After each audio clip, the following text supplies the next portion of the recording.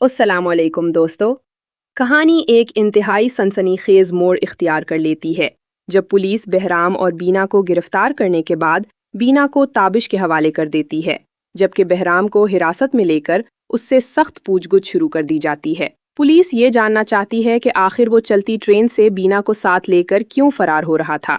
घबराहट और खौफ के आलम में बहराम सारा इल्जाम अपने ऊपर लेने के बजाय नई कहानी सुनाता है। वो दावा करता है कि वो दरअसल बीना से जान छुड़ाना चाहता था और उसका असल मकसद सिर्फ वो नकदी और जेवरात हासिल करना था जो बीना अपने साथ लेकर आई थी। दूसरी तरफ ताबिश का सामना बीना से होता है। वो गुस्से और परेशानी के आलम में उससे पूछता है कि आखिर उसने इतना बड़ा कदम क्यों उठाया। अगर रास्ते में उसके साथ कोई हादसा पेश आ जाता तो बच्चों का क्या बनता।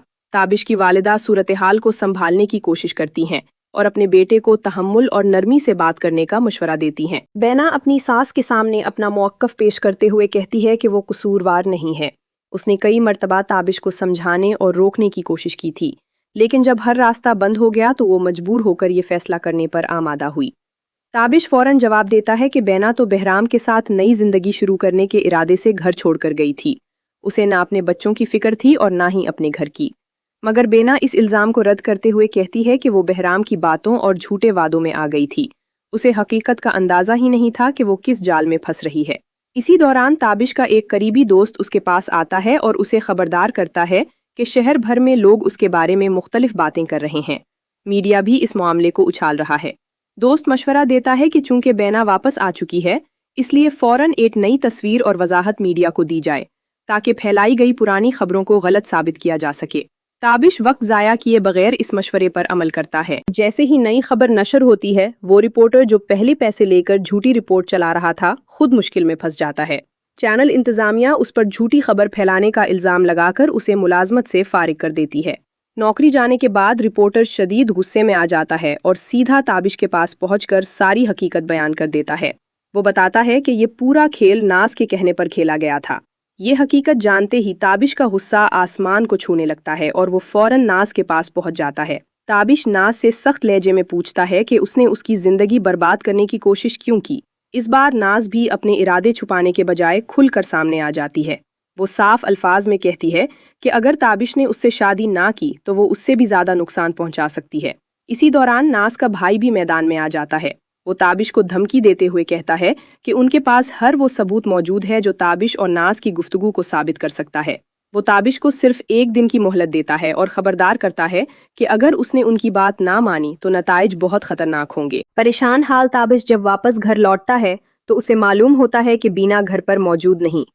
वो फौरन अपनी वालिदा से पूछता है कि बीना कहाँ गई है।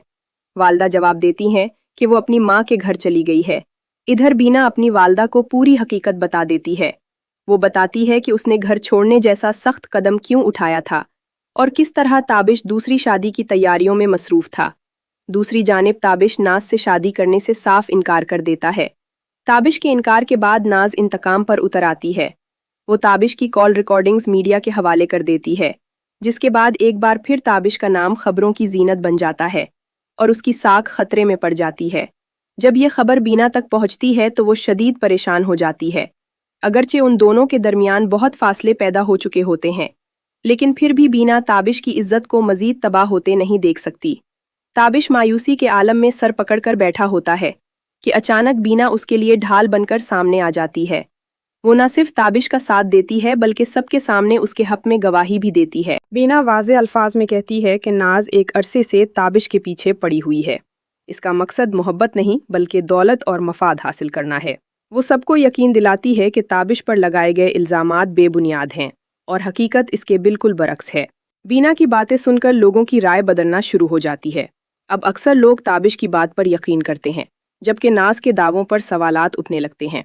ये सब देखकर ताबिश के दिल में पछतावा पैदा होता है।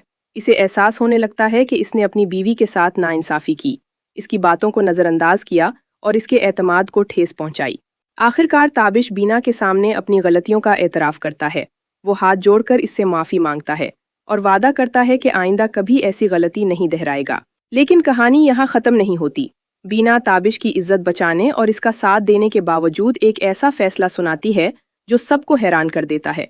वो ताबिश से कहती है कि इसने अपना फ़र्ज़ अदा कर दिया है मगर अब वो इसके साथ मजीद नहीं रह सकती। ये अल्फाज सुनकर ताबिश के पांव तले जमीन निकल जाती है, क्योंकि जिस औरत ने सबके सामने उसका दिफा किया वही अब इससे हमेशा के लिए दूर जाने का फैसला कर चुकी है।